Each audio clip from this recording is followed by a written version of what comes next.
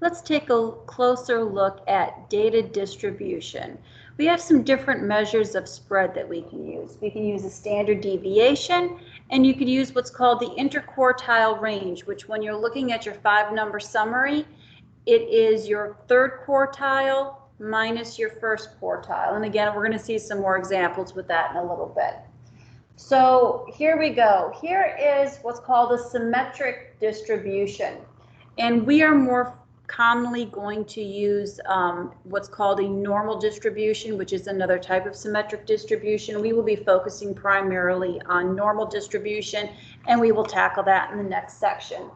So notice here, if we have our data, and this is the frequency our data is occurring. If you have a symmetric distribution, it's like having a mirror, and one side is a reflection of the other. And also notice your mean, median, and mode are going to be roughly the same. So if I just drag this over here, this is what's called a skewed distribution, and this one is skewed right. You always kind of look at where the tail is going. This tail is going off to the right, so it is skewed right. And now notice here, our frequency is higher around the mode. And if you remember back from middle school, mode is the most often. It's the data value that occurs most frequently. And then we have the median, and then the mean is here. So the mean is a greater than the median. We are skewed right. And now let's take a look at skewed left. Here's our tail, and it's going off to the left. Your mean here is going to be less than your median and your mode. So if we have a skewed distribution, we're going to want to use our 5-number summary, and our measure of spread would be the IQR. If we had that symmetric distribution, we would use standard deviation as a measure of spread. Let's take a look at some methods. We'll look at a problem together. Pull this out of the way. Okay, so determine the best measure of spread. And again, you might want to pause this video, jot this down in your notes, and then come on back and we'll tackle it together.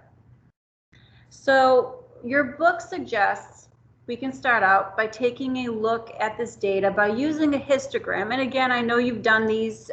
This goes back, you've been doing them since middle school. Let's refresh your memory. So I'm setting up my intervals. When I look at this data, I have determined I can just scale this by 5s. And your intervals run here 0 to 5, 6 to 10, 11 to 15, etc., etc. So what I'm going to do is I'm going to take a look at my data here. I've got a 10. Well, this 10 only occurs once. Between 5 and 10, I have one data value that occurs once. So this is my frequency. And oops, I did not write it down here. This is your frequency.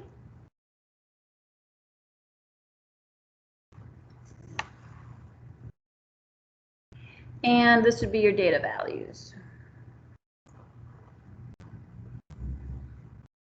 Okay, so between 5 and 10, I only have one occurrence. So I'm just going to kind of do a bar.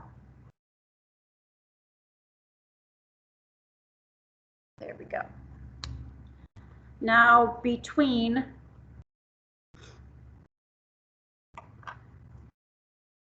11 and 15, let's see, I only have another one.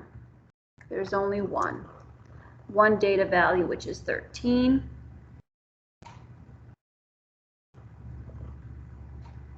Between 16 and 20, again, that's just another one.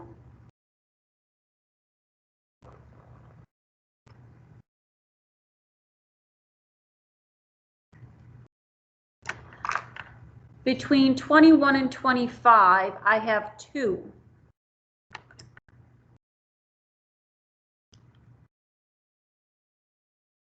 So now I'm going to kick my bar up to 2.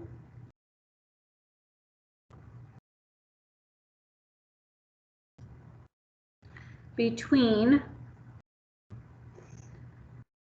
26 and 30. Oops. I have, what color did I not use? Purple. I have 1, 2, 3, 4. So I come up here, draw my bar. 4. Between 31 and 35, I have 1, 2, 3, 4, 5. So I'm just going to take that up a little bit higher.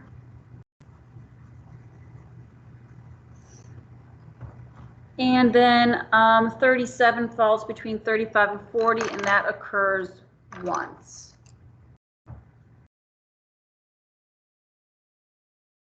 So when I look at this in this graphical representation, I can see that I am skewed left.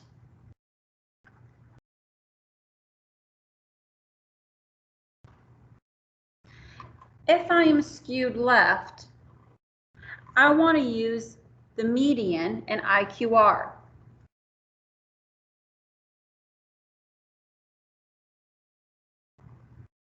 So the median is my measure of center. The IQR is my measure of spread. So let's determine the median.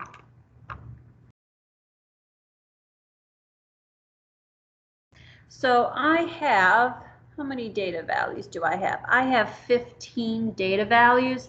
15 divided by 2 is 7.5, so that's going to be my 8th data value. 1, 2, 3, 4, 5, 6, 7, 8. So my median is 29.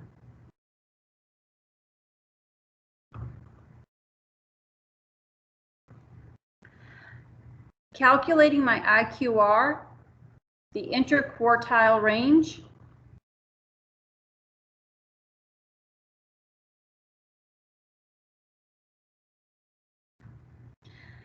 equals quartile 3 minus quartile 1. When you did the box and whisker plots, that's the box. That's your IQR. So let's find out quartile 3. So this was 7 data values. So that means I need to have 3 on each side. 1, 2, 3. So here's quartile 3 is 33. Minus quartile 1, 1, 2, 3, 4. And again, I have 3 data values to the right, 3 to the left. 21. And that is going to equal 12. So my IQR is 12. Let's go ahead. Let's take a look at this kind of even. Let's see what we do if we didn't even bother doing a visual representation. How could we determine we had a skewed distribution? Let's calculate the mean.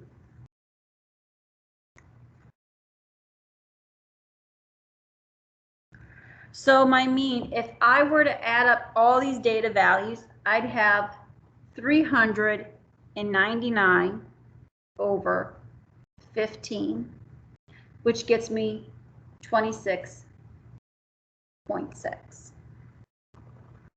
Now, compare your mean to your median. There's a significant difference here. If your mean would have been like 29, 29.1, 29.2, maybe even 28 something, really close to the median, we'd say we have a symmetric distribution. And you'd be using standard deviation as your measure of spread and mean as your measure of center. But because we have this significant difference, and notice that the mean is less than the median, which tells us the data will be skewed right, or skewed left, excuse me. You can also take a look at the difference between your median and your first quartile and your third quartile minus your median, so that those values there, the spread there, and if you see a significant difference there, you could also say you have a skewed distribution.